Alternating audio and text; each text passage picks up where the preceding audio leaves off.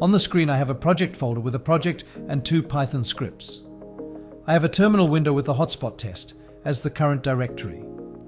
I have a text document with 3 terminal commands. Python 3, toggle _hotspot, _group.py, my project.p2vr, group _1 Python 3, toggle _hotspot _group.py, my project.p2vr, group _2 and Python 3 restore all.py. I also have the my project.p2 VR file open. In the editor, I've added 3-point hotspots with the IDs group _1_01, group _1_02, and group _2_01. What I want to do is temporarily hide all group _1_point hotspots. I'll copy the first terminal command, paste it into the terminal and enter return.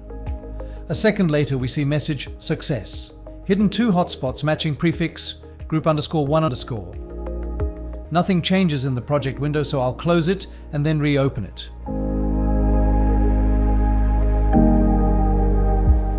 Now all we see is the group _2_01 point hotspot.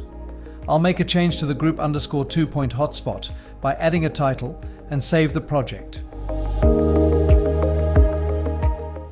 Finally, I'll restore the group _1 point hotspots using the third terminal command Python 3 restore all.py.